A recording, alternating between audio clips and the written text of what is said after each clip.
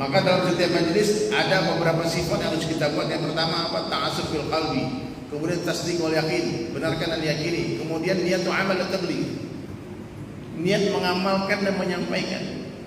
Itu yang boleh. Ta'zim wal ihtiram, agungkan dan muliakan majelisnya. Siapa saja yang bicara, agungkan. Kalau dulu dalam majelis-majelis lama di guru-guru kita itu dulu dia iftiras.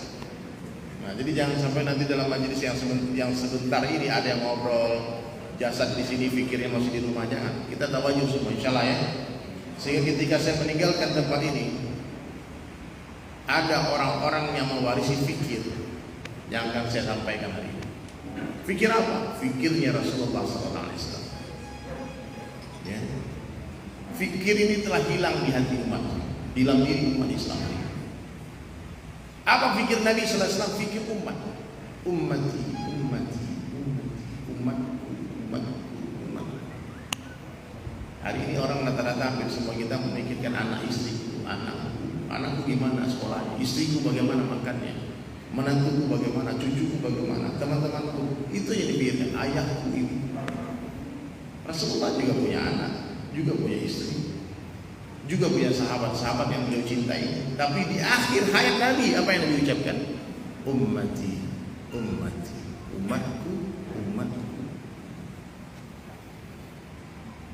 Nah, ini fikir ini mahal. Kalau fikirnya ada pada diri kita, cipratan fikir Nabi, seandainya fikir beliau ada di fikir kita, saya yakin kita semua nggak bisa tidur. Siang hari Nabi memuji-muji Allah di hadapan manusia. Malam hari Nabi Sallallahu Alaihi Wasallam memuji-muji manusia di hadapan Allah. Siang hari Nabi berkeringat untuk dakwah. Malam hari Nabi menangis memohon hidayah.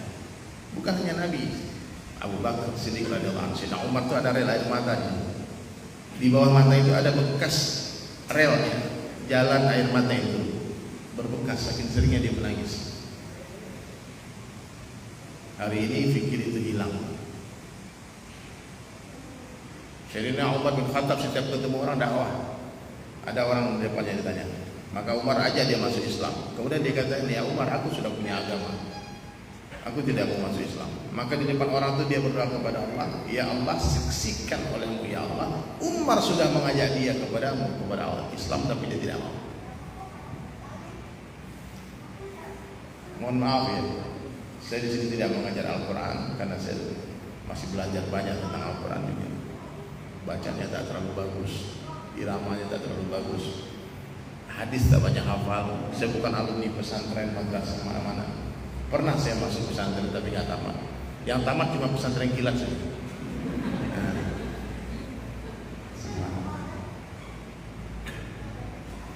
Tapi ada satu hal yang Allah beri kepada saya, yang saya lihat banyak yang tidak ada pada diri teman-teman saya.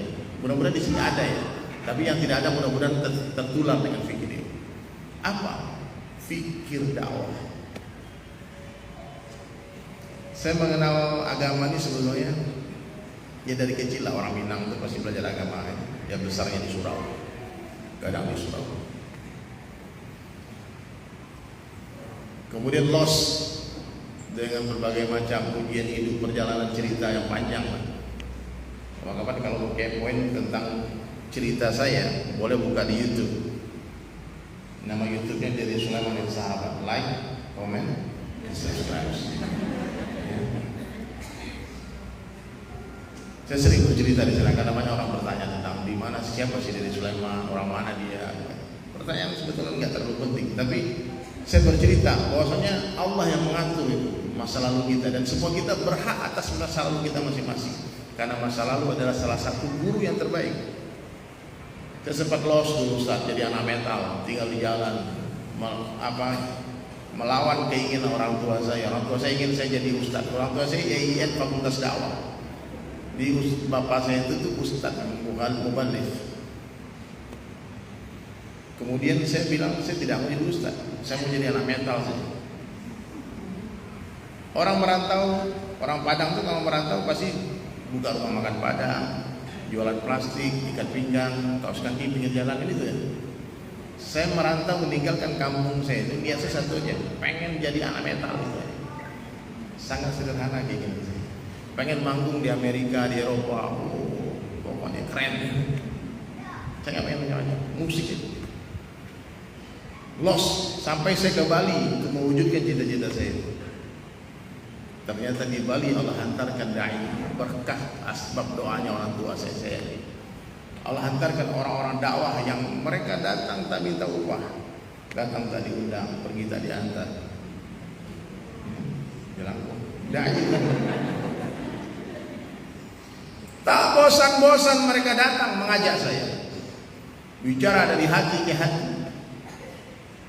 Sangat sederhana, tapi kalau pembicaraan itu keluar dari hati, tembus ke hati. Terus dia cuma ngomong, bang, Allah kuasa, bang, makhluk tak kuasa. Abang ini calon raja di surga, bang, orang mulia, bang. Jadi dai ini dan daiyah satu syarat awalnya, lisannya harus manis. Bagaimana kita mau jadi dai dan daiyah kalau mau jarang ngomong, pas ngomong nyakitin orang. Ada orang tuh diam aja, asik kalau lihat dia, pas ngomong minjam duit. Ada tuh datang ke rumah, Bang Dery ini keren, enggak Bang Dery ini, Masya Allah, saya suka Bang Dery gitu. Udah senang hati, tahu tuh Bang, bisa minjam duit gak Bang? Minjam duit itu dia. Ada yang gitu. Kalau ngomong, fikirkan, apakah omongan saya ini akan membuat dia semakin dekat dengan Allah atau tidak? Apakah omongan saya ini akan membuat dia berubah atau tidak? Kita tidak bisa merubah orang, tapi kita bisa menjadi asbab orang mau berubah. Jadi saya jumpa orang-orang dakwah yang ikhlas datang dari seluruh dunia. Mereka sering dihina bahkan oleh orang Islam sendiri, sering diusir. Saya sering kali berjumpa dengan orang yang mengusir saya. Kemudian beberapa tahun kemudian Allah beri dia hidayah, dia menangis-nangis minta maaf. Dia bilang, kenapa kau usir saya dulu? Saya datang hanya untuk menyelamatkan kau dari azab Allah masuk ke surga, mengajak sama-sama. Kenapa kau marah? Kami tidak minta apa-apa, cuma menyampaikan kabar gembira saja. Dan itulah yang dirasakan oleh Rasulullah SAW. Diusir, dilempar batu, diludahi, dibilang gila. Maka hadirin sekalian, kalau kita mengaku saya hidup dengan jalan Nabi, saya hidup di jalannya Rasulullah SAW, saya hidup dengan sunnahnya Nabi SAW, kita mengaku hidup dengan jalan Nabi, tapi apa yang Nabi lihat kita tak lihat, apa yang Nabi rasakan kita tak rasakan, saya yakin kita salah jalan. Kalau kita mengikuti jalan yang sama dengan jalannya Rasulullah SAW, apa jalannya? Qul hadhihi sabili ad'u ila Allah, ajak manusia kepada Allah. Ala basirah, dengan basirah, dengan hujah yang nyata, ana wa man ittaba'ani. Ini kerjaku dan kerja seluruh pengikutku laki-laki dan wanita. Kalau kita berdakwah, pasti apa yang Nabi lihat kita lihat, apa yang Nabi dengar kita dengar, apa yang Nabi rasakan kita rasakan. Nabi itu pernah diludahin orang. Saya belum pernah diludahin orang, gimana? Berarti jalannya yang beda. Saya udah dakwah Pak, pasti Bapak dakwah sama orang baik-baik saja. Coba sekali-sekali dakwah sama orang yang tidak mengundang. Kita datangi orang yang tidak berminat, orang yang tidak pengen agama, datangi coba Pak. Saya pernah diludahin orang Pak, diludahin, memang benar Pak, ini kan kerja Nabi Pak. Dia bilang kalau ini kerja Nabi, aku Abu Jahal ya. Ada orang gitu Pak, gak suka dia. Pernah ketemu orang kayak gitu Pak. Oke lah Pak, pokoknya sampai kapan kau ada datang apa itu Pak, tenang Pak, saya pasti akan datang terus ke sini sampai saya mati atau sampai Bapak mati. Baru berhenti datang mengajak-ngajak. Akhirnya ikut juga Pak. Nangis-nangis terpaksa. Gak apa-apa terpaksa masuk surga daripada sukarela masuk neraka. Ini kerja sederhana. Saya sampai di Bali, kemudian ada teman saya. Dulu dia seorang, tidak usah disebut aib masa lalu dia, parah, rusak. Rusaknya nggak karu-karuan. Dia datangi saya ejek terus. Dia datangi saya debat terus. Saya pernah sanawiyah di Padang Panjang 3 tahun, meskipun mental gondrong, tapi saya tahu lah sedikit-sedikit agama itu. Ini kawan yang datang ngaji tak pandai, apa nggak bisa? Dia bilang, kau jangan mengajari gue berenang. Oh gaya lah itu, sombong kan. Masa aku harus ikut kamu? Kamu baca Qurannya nggak bisa? Terus dia bilang, Riri. Dia panggil saya Riri. Saya kata, antum salah paham. Saya datang ke sini bukan mengajak ikut saya, tapi kamu ikut Allah dan Rasulnya. Jangan ikut saya. Saya bilang, oh, kalau ikut Allah dan Rasulnya saya mau, tapi kalau ikut kamu, wah bahaya ini. Dia nyasar, kita ikut nyasar juga nanti. Jadi dakwah itu apa? Pertama, ciri-ciri dakwah mengajak orang hanya kepada Allah. Ya, nggak penting kedua dari Sulaiman. Bapak Ibu semua, kawan-kawan semua nggak perlu kenal siapa saya, tapi semua orang yang berjumpa dengan kita, dia harus kenal siapa Allah. Ya. Yang suami ini, kenalkan Allah kepada istri. Mereka tak perlu tahu kebaikan suaminya kepada dia, yang perlu dia tahu kebaikan Allah kepada dia. Maka kita suami Pak, gak boleh memarahi istri kalau gak taat sama kita. Kalau istri gak taat sama kita, kita introspeksi diri. Kenapa dia melawan? Bukankah Nabi katakan orang yang mentaati Allah perintah seluruh makhluk mentaati dia. Sekarang anak gak taat, istri gak taat, anak buah gak taat. Oh jangan-jangan saya juga gak taat sama Allah nih. Kita istighfar. Kita boleh memarahi anak istri kita kalau mereka nggak taat sama Allah. Marahnya karena Allah. Bapak-bapak, guru-guru anak murid nakal nih, nggak mau taat, istighfar banyak-banyak. Ya Allah, kenapa anak murid nggak mau taat sama aku? Oh tadi barusan maksiat, istighfar taubat. Sempurnakan ketaatan kepada Allah, Allah sempurna. Semua dunia akan tanah taat, langit. Seperti sahabat Nabi. Sahabat tanah taat kepada dia. Gempa di Madinah, hentakan kaki umat, berhenti gempa. Air sungai Nil berhenti mengalir, kirim surat mengalir sungai Nil. Sayyidina Umar khutbah di Madinah, itu sahabat tuh di ribuan mil. Ya Sariyatul Jabal, barakat kemarin merapat ke gunung, angin menghantarkan suara Umar, nggak ada handphone waktu itu. Air laut tak menenggelamkan mereka. Api Tamim Ad-Dari radhiyallahu anhu meletus di satu gunung di Madinah, dia cuma kibaskan itu sorbannya, naik lagi itu lahar ke atas. Semua taat kepada mereka. Singa datang, Ibu Mas'ud datang melemparkan cebek kuping singa, balik lagi. Sekarang semua menyusahkan kita. Dulu sahabat semua, tikus keluar. Miqdad al-Aswar radhiyallahu anhu datang membawa koin emas. Dia lagi BAB di tempat sama-sama, keluar tikus. Dia liatin aja. Sampai belasan keping emas. Terakhir tikus bawa kantongnya, terus dibilang udah habis. Dia selesai istinja, diambil itu emas, dia datang ke Nabi, nggak lari Pak, santai. Datang ke tanya, ya Rasul, apa hukum emas ini?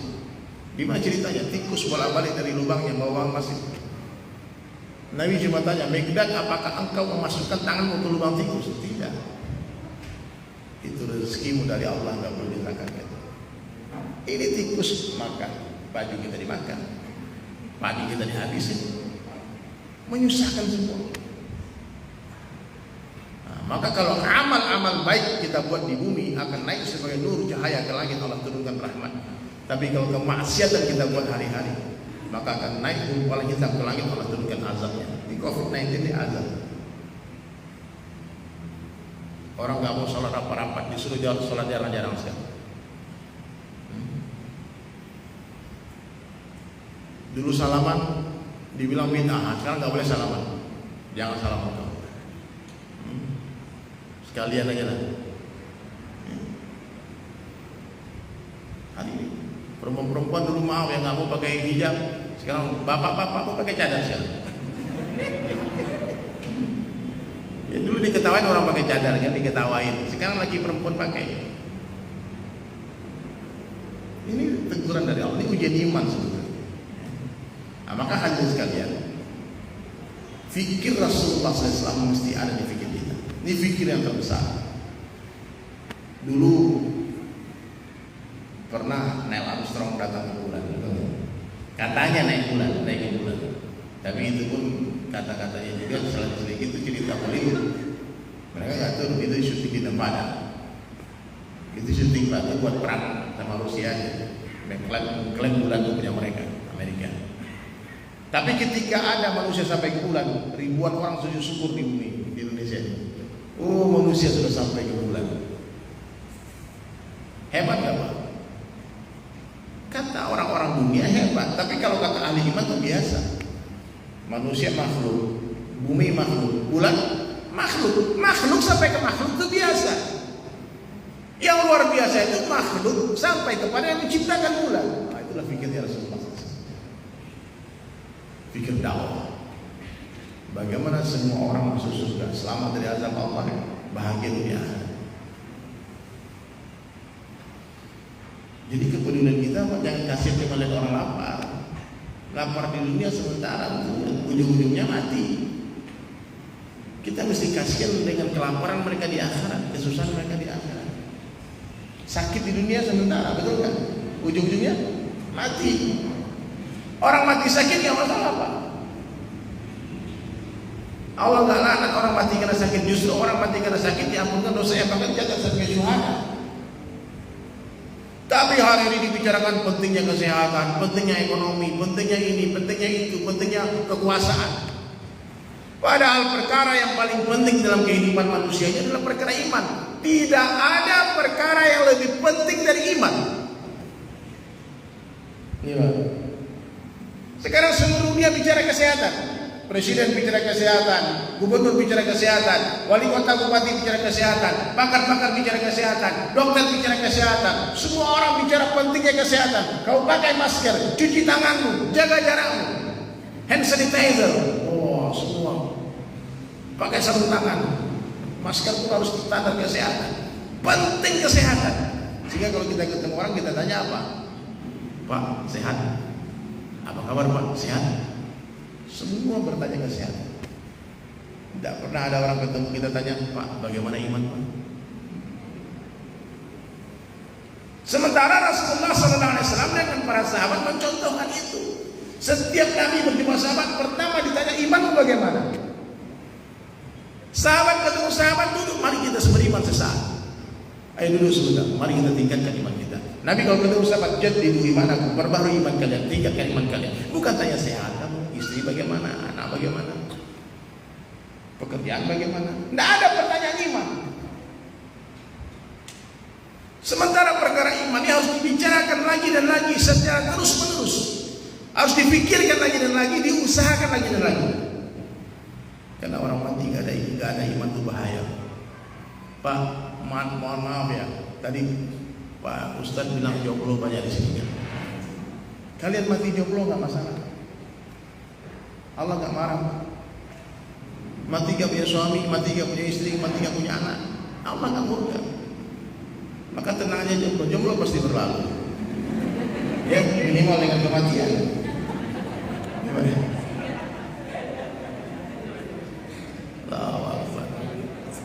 Jomblo pasti ada lagi kita buat ada lagu saya bidadari tadi kan 50.000 tahun sebelum diperkenalkan di langit kepada samudra, Allah sang maha cinta telah menuliskan indahnya namamu samping namaku. Ditulis sekarang, kirim ke calon itu. Eksekusi langsung kalau ada, jangan tunggu nanti keburu mati. Jangan tunggu kapan-kapan nanti keburu dikamar. Ya, mati yang punya rumah Allah nggak marah, mati yang punya mobil Allah nggak marah, mati yang punya pangkat jabatan Allah nggak marah. Tapi mati yang punya iman masalah. Ya, jadi jangan sampai iman ini keluar, Pak. Iman turun naik itu biasa.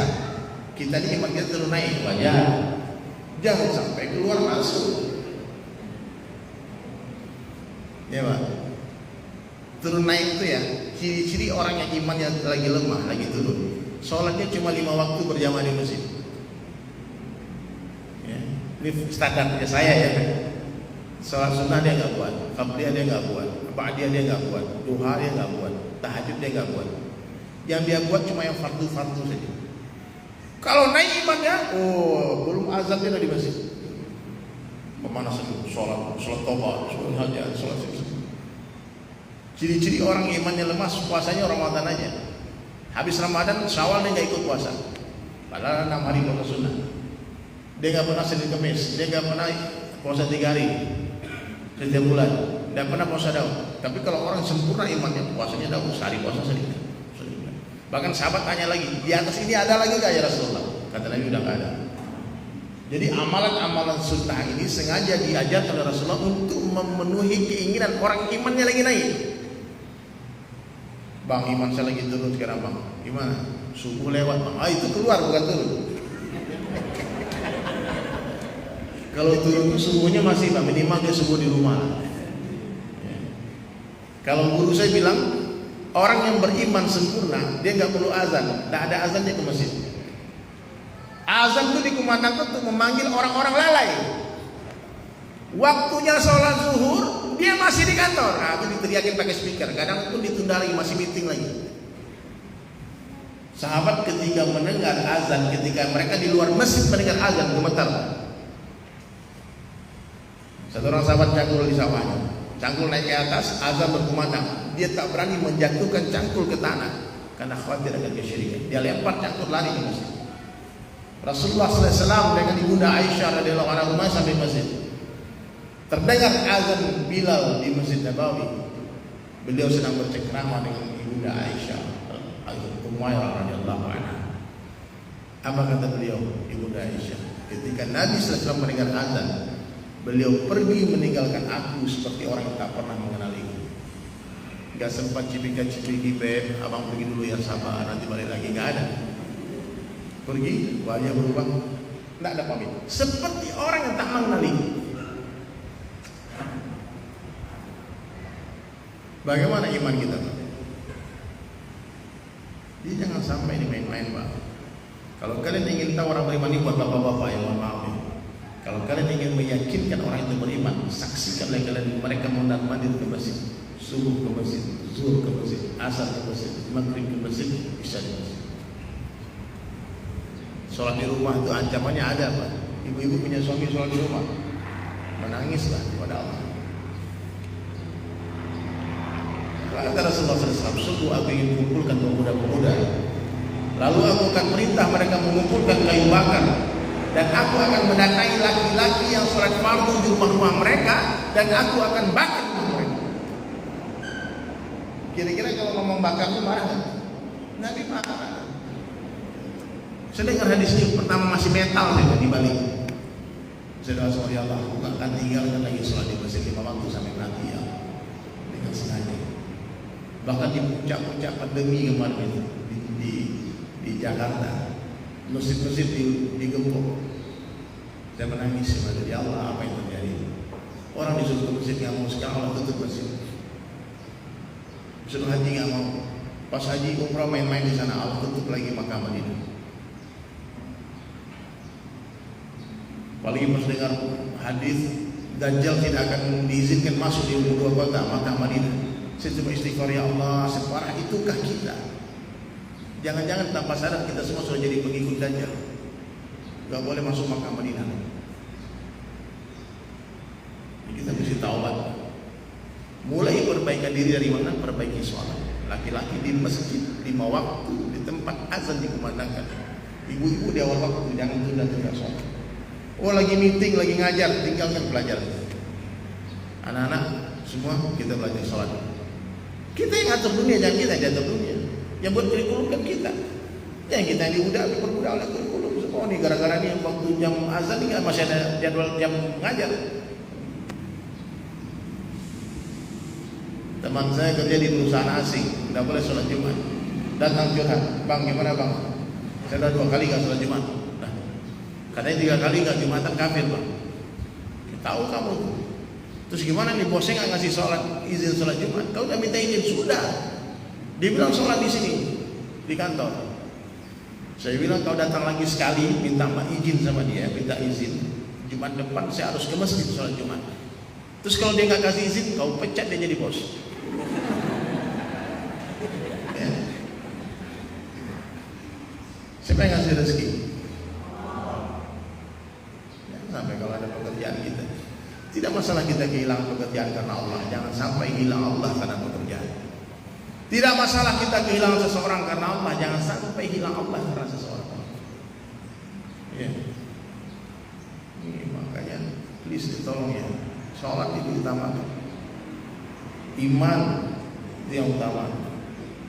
Jangan sampai ada kesyirikan di hati kita sedikit. Di zaman pandemi corona ini banyak orang musyrik. Kenapa dia meninggal? Karena COVID, syirik. Kenapa dia meninggal? Habis rezekinya dia makan. Teman saya kena COVID, tidak mati. Saya juga pernah kena COVID, pulang dari tidak mati, masih hidup. Berarti COVID tidak bisa mematikan. Siapa yang mematikan? Kurang keras. Siapa yang mematikan? Seluruh dunia membunuh kita. Manusia, jin, malaikat, seluruh COVID-19 virus membunuh satu orang manusia, takkan mampu tapi izin Allah. Itu yang tauhid namanya. Terus kenapa pakai masker? Ini sunnah. Ini asbab. Arahan kesehatan ternyata ada pada pemerintah. Itu bagian dari iman juga.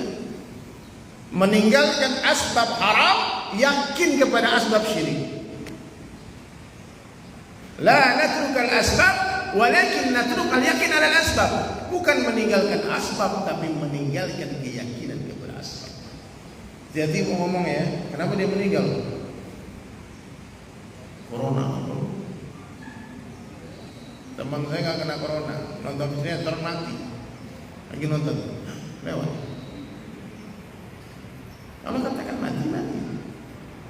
Seluruh dunia mau selamatkan kita takkan mampu tanpa izin Allah. Maka hadirin sekalian, luruskan tauhid. Libatkan Allah dalam setiap perkataan. Allah yang menghidupkan, selain Allah dihidupkan. Allah yang mematikan, selain Allah dimatikan. Allah yang menjumpakan, selain Allah dijumpakan. Allah yang memisahkan, selain Allah dipisahkan. Kita tidak berjumpa tapi dijumpakan oleh Allah. Kita tidak berpisah tapi dipisahkan oleh Allah. Kita tidak berdekatan namun didekatkan oleh Allah. Kita tidak berjauhan namun dijauhkan oleh Allah. Kita tidak duduk namun didudukkan oleh Allah. Libatkan Allah. Kalau memuji anak, suami, istri katakan Masya Allah. Kalau berjanji katakan Insya Allah. Hilang mati setelah katakan Inna lillahi wa inna ilaihi raji'un. Itu yang diajarkan Islam. Jangan sampai kita banyak bicara corona, melebihi banyak kita baca Quran. Daripada kita baca, mendengar, membaca, membicarakan kebesaran Allah. Ya Bu ya. Tadinya pemerintah, sekarang belajar di rumah ya apa lah. Daripada kita difitnah. Kadang-kadang kalau kita berani nekat-nekat habis juga Pak. Di gara-gara sekolahnya kena positif corona. Kepala sekolah lagi dimasukin penjara. Hati-hati. Sekarang tuh yang banyak orang-orang jahat yang berkuasa. Ada yang baik ya, tapi yang jahat banyak, yang zalim banyak. Duit itu manfaatnya duit. Ya. Nah, kita kalau mau aman, ya udah membenci dalam hati. Tapi ada orang yang kuat imannya, dia cegah dengan tangannya, dengan lisan, dan selemah-lemahnya iman membenci. Jangan membenarkan. Kalau yang kebatil jangan dibenarkan. Insyaallah ya. Libatkan Allah dalam setiap perkataan, dalam setiap ucapan, dalam setiap perbuatan. Kalau menulis Allah dulu yang pertama. Allah. Anak kita mau belajar bicara kalimat yang dia harus pertama ucapkan Allah. Kita tidak ada tapi diadakan oleh Allah. Dunia ini tidak ada, dunia ini pun diadakan oleh Allah. Bahkan surga dan neraka tidak ada, surga dan neraka pun diadakan oleh Allah. Allah Subhanahu wa taala itu ada sebelum seluruh makhluknya ada, dan Allah Subhanahu wa taala akan tetap ada setelah seluruh makhluknya sudah tidak ada. Seandainya seluruh makhluk sepakat mengatakan Allah tidak ada, Allah akan tetap ada. Kenapa demikian? Karena Allah itu sudah ada sebelum kata-kata ada itu ada. Dan Allah Subhanahu wa taala akan tetap ada setelah kata-kata ada itu sudah tidak ada lagi. La maujud illallah, la ilaha illallah. Sebelum langit itu ada, Allah sudah ada. Allah Maha Suci dari seluruh tempat. Jadi kalau satu ikut-ikut membayangkan Allah itu seperti siapa, bentuknya, gantengnya kayak gimana, tak usah. Banyak orang tertipu. Ya. Jadi hadirin dirahmati Allah Subhanahu wa taala. Ini yang pertama. Yang kedua, sunnah Nabi hidup. Semampunya bukan semaunya. Ujung rambut, ujung kaki, bangun tidur lagi. Banyak sunnah Nabi sallallahu alaihi wasallam. Jangan remehkan sunnah. Dulu sahabat-sahabat menghidupkan sunnah karena itu sunnah. Hari ini kita meninggalkan sunnah karena itu sunnah. Bang, kenapa ini? Oh, itu kan sunnah. Sunnah perlu sunnah. Sementara Allah mengatakan jelas dalam Al-Quran, "Qul in kuntum tuhibbunallaha fattabi'uni yuhibbukumullah." Kalau kalian betul-betul mencintai aku, kata Allah, fattabi'uni, ikuti Rasulullah SAW. Yuhibbukumullah, Allah pasti akan mencintai kita. Bukan hanya cinta Allah yang kita dapatkan, wa yaghfir lakum dzunubakum, aku akan mengampunkan dosa-dosa. Jadi hidupkan dia sunnah, mulai semua kebaikan dari sebelah kanan. Saya pernah memeluk seorang ulama besar di Bangladesh. Saya jumpa beliau ya, saya masih ingat. Namanya Maulana Afraza. Saya peluk dia. Kemudian dia dorong badan saya. Dia bilang sunnah nih, ini nggak sunnah. Karena saya memeluk dia di sebelah kiri. Dia bilang seluruh kebaikan kau mulai dari sebelah kanan. Berpelukan baik ya? Sebelah kanan. Paham nggak? Pak, satpam bisa contohnya di kayak apa? Ada bang, sini bang. Ini kayak apa? Anda di sini dulu. Coba, biar tahu. Tolong bang. Nah, ini. Nih bang, biar tahu teman-teman. Naik ke atas. Nah, salaman dulu aja. Nah, salaman. Ini benar. Yang pertama sebelah kanan ya. Jangan sebelah kiri. Itu menjelaskan aja. Ini nggak ada di kitab-kitab. Ini kan ustaz-ustaz semua nih, nggak akan temukan ini di kitab. Salaman tangan kanan. Minum makan tangan apa? Masuk masjid? Keluar masjid? Masuk toilet? Keluar? Boleh nggak masuk toilet kaki dua-duanya langsung? Nah, karena itu bukan sunnah ya. Kalau saya sengaja masuk toilet kaki kanan, mundur lagi istighfar. Siap nggak? Amalkan ini. Kalau pakai baju tangan apa dulu? Melepaskan. Kalau berwudu tangan mana duluan digulung? Nah, pikir lagi. Menggulung itu melepaskan atau memasang? Kiri dulu digulung. Nih. Setelah berwudu mana yang duluan digulungnya?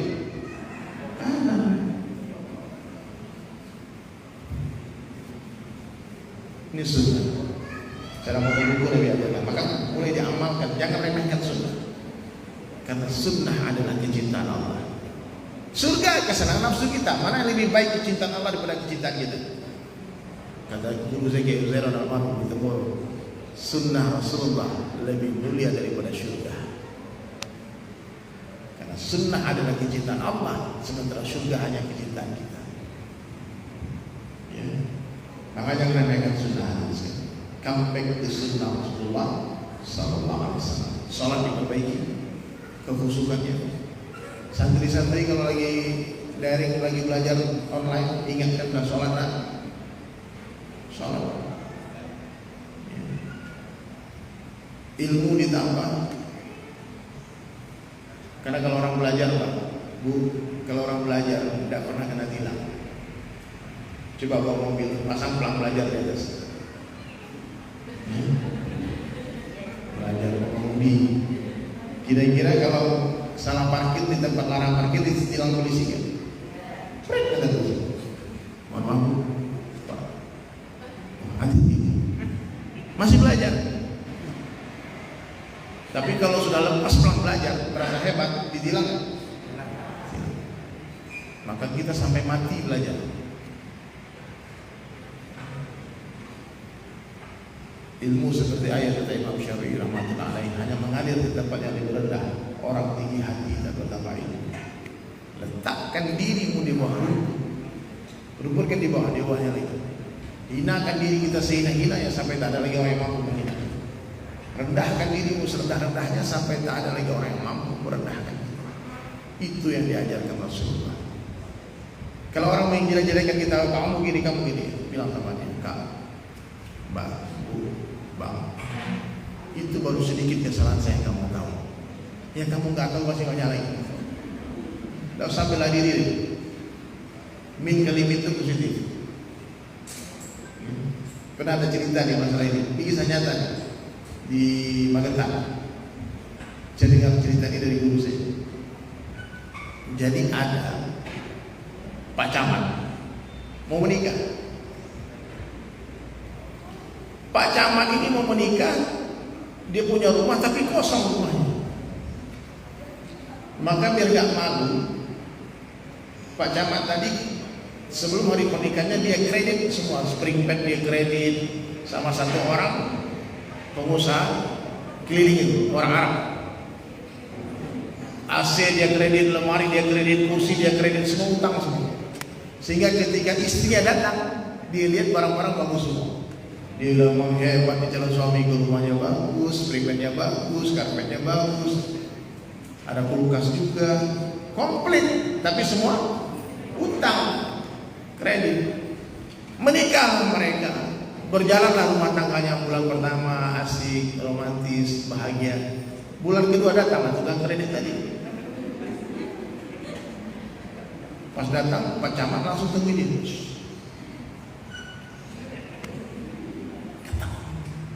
Istri bojong.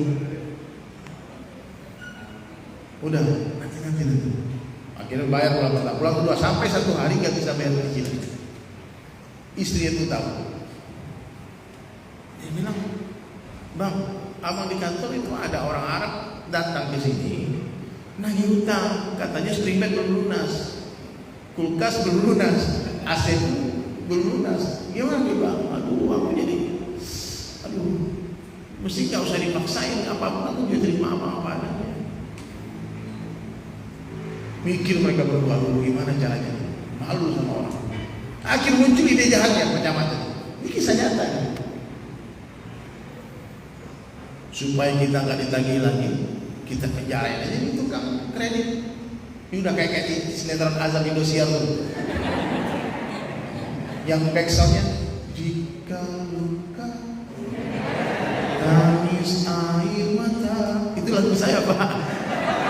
Saya nonton sinetron, waduh jahat banget. Tahu lagu backsoundnya lagu saya sama Opik. Jahat banget idenya Pak. Terus bagus kata istri. Gimana caranya bang? Nanti pas tukang kredit datang, biasanya dia besok datang gitu. Abang pura-pura pergi ke kantor, tapi aku kumpulkan pemuda-pemuda. Nanti kamu bilang aja itu listrik di kamar tidur kita mati. Terus minta tolong sama si Arab itu, biar dia perbaiki listrik. Pas masuk, kamu kunci kamar. Nanti abang datang bawa preman-preman, grebek. Kalau kamu diganggu, dan kamu minta tolong gitu, kan? Jadi jahat banget itu idenya, Pak. Jangan ditiru ya. Dia lagi naik perbaiki bola lampu, lepas bola lampu, isi tolong, datang lagi juga ditangkap, polisi datang. Akhirnya orang baik tadi, orang Arab yang tukang kredit tadi, ditangkap polisi. Datanglah orang-orang pengacara mau tolong, dia bilang nggak usah tolong saya. Udah kan. Sampai hari H di persidangan, Pak Camat datang, istrinya datang. Ini orang yang dituduh memperkosa tadi sebagai tersangka. Ya. Lalu hakim hadir mulia mulai bicara, jaksa menuntut umum atau ini gitu. Kemudian ketika disuruh Habib tadi, orang Arab tadi bicara, dia bilang apa? Ditanya, apa betul Anda memperkosa dia? Dia bilang sebetulnya bukan memperkosa Pak. Hari itu dia berteriak karena saya tidak kasih dia duit. Setiap kali saya ke sana kami melakukan dengan sukarela Pak. Dia nggak bela diri. Jadi dia selalu melayani saya, itu istri Pak Camat itu. Dan hari itu selesai kami berlakukan hubungan itu, dia berteriak karena dia minta duit, saya nggak kasih Pak. Itu cerita yang benar Pak. Teriak istri, bohong ya, Pak, dipitnah. Dia bilang, akhirnya istrinya bilang, nggak ada, demi Allah katanya, saya nggak pernah disentuh sama Habib ini. Ini bajingannya nih, laki itu dia punya skenario katanya. Paham? Min kali min jadi apa? Jadi kalau orang fitnah kita Pak, bilang sama dia, kalau perlu kau tambahin lagi dikit biar kau bahagia. Itu perkataan Joker Pak. Itu Joker, musuhnya Batman. Dia bilang, kalau kalian menyebarkan fitnah berita buruk tentang aku, tambahkan lagi sedikit, kata Joker, biar kalian bahagia. Paham ya? Jadi kadang-kadang kata-kata quotes itu bukan dari orang baik-baik, yang dari joker pun sudah diambil. Ya. Maka katakan kalimat itu tolong diikuti dengan suara yang keras. Semuanya suara yang mendengar suara saya ikuti ya. Sebaik-baik saya, lebih baik orang lain, seburuk-buruk orang lain, lebih buruk saya. Coba diulangi.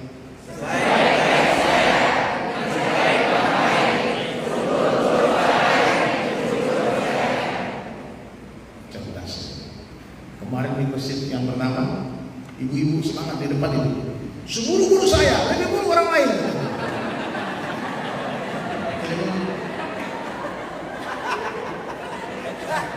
Salah Ustaz. Iya salah Pak. Catat dan jadikan status itu. Bikin di Instagram, jangan lupa di follow dari Sulaiman. Di tag. Salah ya. Be humble. Jangan sombong. Orang sombong diharapkan mencoba usul. Apa yang kita sombongkan? Apa Bu? Pintar ibu. Pak Guru pintar. Apa yang kita tahu? Berapa jumlah alis matanya Pak? Pertanyaan pertama nggak bisa dijawab. Ngaku pintar. Kita nggak tahu apa-apa, kita sok tahu.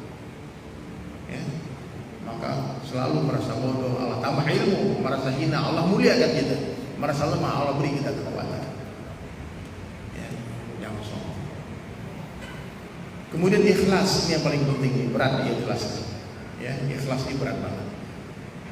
Kadang-kadang ikhlas awal Pak, di tengah-tengah perjalanan belok itu dia. Sudah bagus bilang sama takmir masjid, Pak, 50 juta Pak, saya tolong jangan tulis nama hamba Allah aja. Siapa namanya? Hamba Allah. Ikhlas bagus. Tapi pas diumumkan pas sholat Jumat, alhamdulillah kita dapat infak dari hamba Allah 50 juta rupiah. Hamba Allah tadi Pak, kalau dia tahan sikut dia aman dia. Tapi sikut.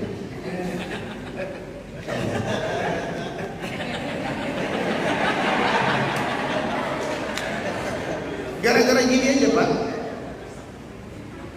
Cukup kawannya tahu. Habis semua amalan. Bagus, sudah bagus 2 rakaat tahajud, 4 rakaat, 6 rakaat, 8 rakaat. Bagus. Jalan pelan-pelan, bangun tidur, jangan sampai suami bangun, anak bangun. Hidupin air pelan-pelan, ambil wudu. Ikhlas. Hanya Allah yang menyaksikan kita menangis sejagat penuh. Tapi pagi-pagi nggak usah begini, semangat aja. Awalnya bagus Pak. Berat nggak kira-kira ikhlasnya?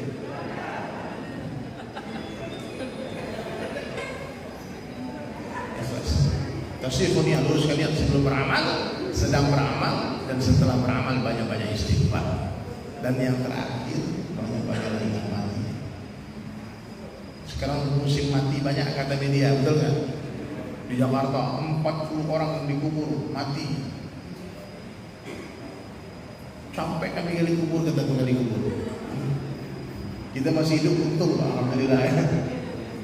Tapi kalau saya perhatikan di wajah-wajah ini gak lama lagi nih. Gak sampai 100 tahun lagi. Umur umatku kata Nabi 60-70 tahun. 60-70 years. Lahir kembali duluan ibu dari anak, tapi urusan kematian seringkali duluan cucu daripada kakek. Dia datang tiba-tiba, tak mencari orang tua, tak mencari orang sakit. Maka buat persiapan, jadilah orang cerdas yang banyak zikrul maut. Jangan-jangan hari ini hari terakhir kita. Ya. Saya pernah bicara ini Pak, di Jakarta saya teman. Jangan-jangan hari ini hari terakhir kita. Satu orang bapak-bapak dia bilang, takbir, Allahu Akbar. Bapak ini. Saya waktu itu ngisi ceramah di daerah Selipi. Kemudian saya pulang ke Cibubur, sampai Cibubur dapat WhatsApp, bapak yang takbir tadi meninggal. Ternyata memang dia udah rindu Pak. Dan orang-orang yang membangun istana di akhirat dia akan rindu dengan kematian. Ada sebagian orang sibuk menjadi anak-anak dunia, dia bangun istana di dunia lalu dia tinggalkan. Maka orang ini akan takut berpisah dengan dunia, dia takut mati. Ada orang cerdas, dia cari harta sebanyak mungkin, dikumpulkan seperlunya, dipakai seperlunya harta tadi. Kemudian sisanya dikirim ke kampung halamannya. Di mana kampung kita? Di akhirat. Subhanallah. Jadi orang yang punya harta di kampung, dia ingin pulang kampung. Ini rata-rata yang pernah tahu. Coba kalau kalian ya, teman-teman yang bangun rumah di kampung, beli kebun di kampung, beli mobil bagus di kampung, taruh di kampung, kira-kira pengen pulang kampung nggak? Nih, yang jomblo-jomblo, ibu udah kirimkan foto calon istri di kampung, cewek, warna jilbab biru, biru semua punya. Kemudian nak, waktu sebelum kau ke Palembang nak, ini kelas 3 sanawiyah, 4 tahun kau di Palembang, anak ini udah tamat mandi sekarang. Kamu pulang tahun depan nak, ini akan jadi istri. Dia udah terima kamu. Kira-kira pengen buru-buru pulang kan? Tetap tidak. Oh bahaya.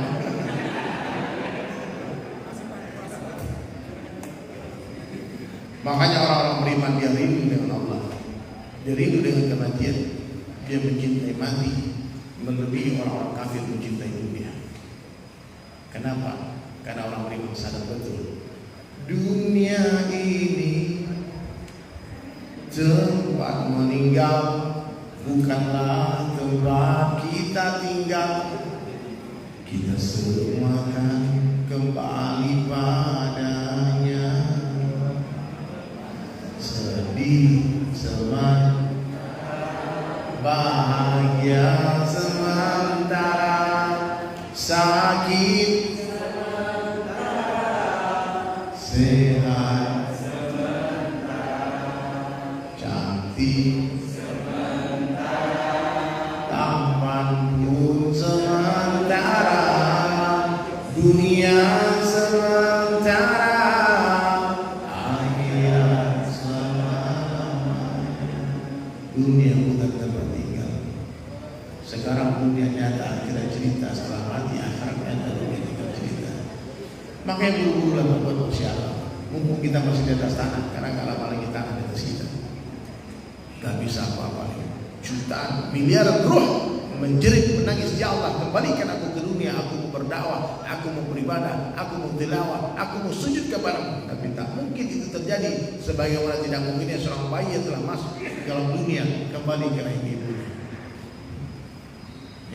Tidak bisa balik lagi. Kita harus melanjutkan perjalanan terus sampai endingnya. Mudah-mudahan semua masuk ke dalam surga. Amin.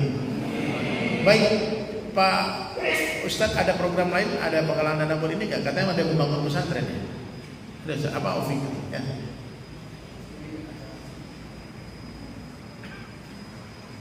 Apa? Ada oleh aja. Hah? Ada oleh dari kita, siapa yang mau? Oh iya, ini dari teman Ovik Manajemen. Ada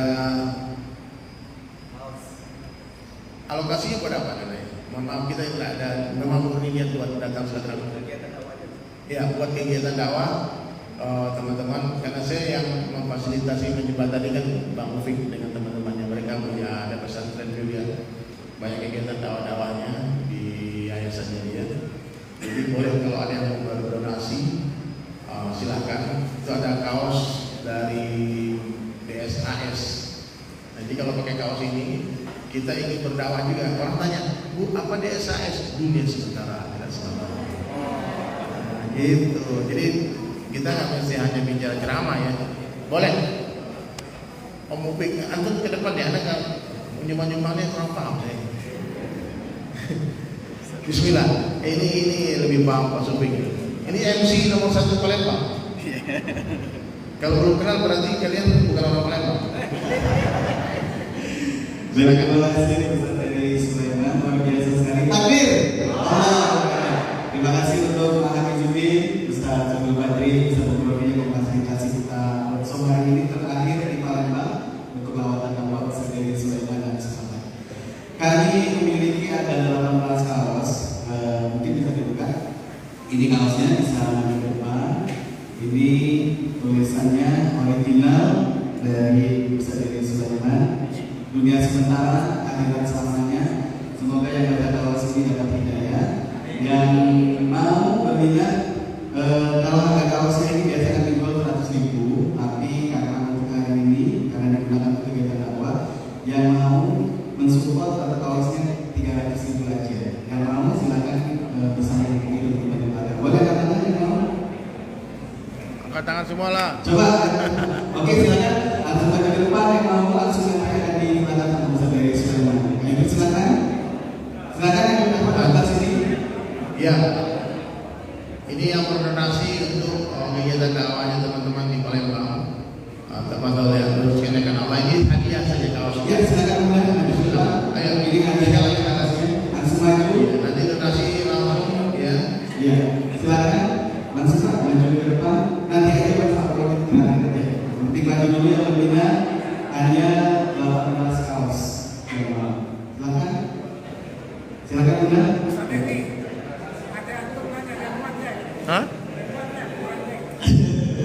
Insya Allah. Oh, saya. Silakan Bu. Maju.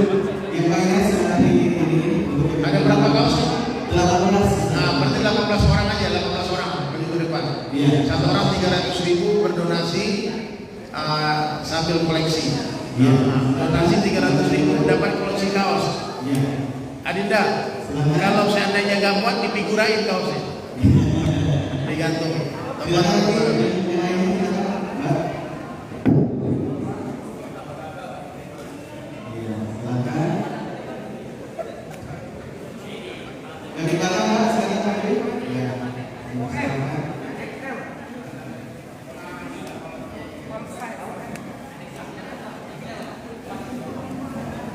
Silakan maju ke sebelah mana? Ayo, silakan. Jadi Ustaz Edi Sulaiman ini adalah titiknya keempat. Habis dari sini beliau akan langsung menuju ke Jambi, Riau dan Padang. Atau akan perjalanan lancar diberkahi oleh Allah Subhanahu Wa Taala. Dan lagi informasikan apa beliau ke sini tidak naik pesawat, jadi langsung bawa mobil dari Jakarta. Oh iya, kami perjalanan 40 hari naik mobil keliling Sumatera. Luar biasa. Arba'in yaum. 40 hari mendatangi umat. Nanti kita juga masuk ke kampung-kampung pedalaman. Saya juga membawa Odai Al-Akhras ke sini katanya ya. Iya. Tadi dia lagi ngedit video dia. Jadi kita tinggalkan dia kelamaan dulu dia. Terus ada juga teman-teman dai yang lain. Jadi masya Allah ya, support teman-teman sangat membantu dakwah kami juga. Mudah-mudahan barokah insyaallah rezekinya, amin. Gitu. Baik, kasih salam 1, 2, 3, kemudian ada 3. Yang mau membantu seadanya aja 200.000 silakan maju ke depan untuk menghabiskan kaosnya. Silakan yang mau langsung dibagikan, silakan Pak. Yang lebih kuat juga kami persilakan. Semoga bermanfaat buat semuanya dan untuk berkembang buat kegiatan. Yang silakan.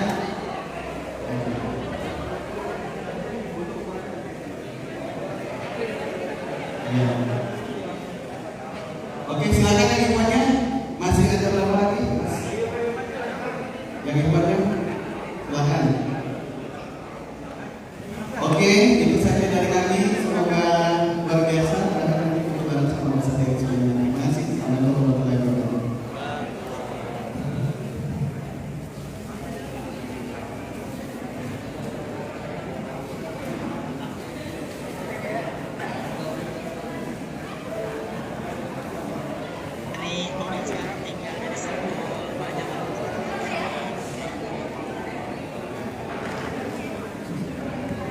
Jazakumullah khairan katsiran. Mari kita berdoa insyaallah semoga Allah terima majelis kita ini. Bismillah. A'udzubillahi minasyaitonir rajim. Bismillahirrahmanirrahim. Allahumma shalli ala Muhammad wa ala ali Muhammad wa sallim ala sayyidina Muhammad wa barik ala Muhammad wa ala ali Muhammad. Allahumma ighfir lil muslimin wal muslimat wal mu'minin wal mu'minat al-ahya'i wal amwat ya rabbal alamin ya dzal-jalali wal ikram ya Allah sayyidina ya Rabb ya Allah, ampunkan kami semua ya Allah. Ya Allah, beri kami kekuatan iman dan amal ya Allah. Beri kami kekuatan untuk mengamalkan ilmu kami ya Rabb. Ya Allah, beri kami kekuatan untuk menghidupkan sunnah Rasul ya Allah. Ya Allah, beri kekhusukan di dalam sholat kami.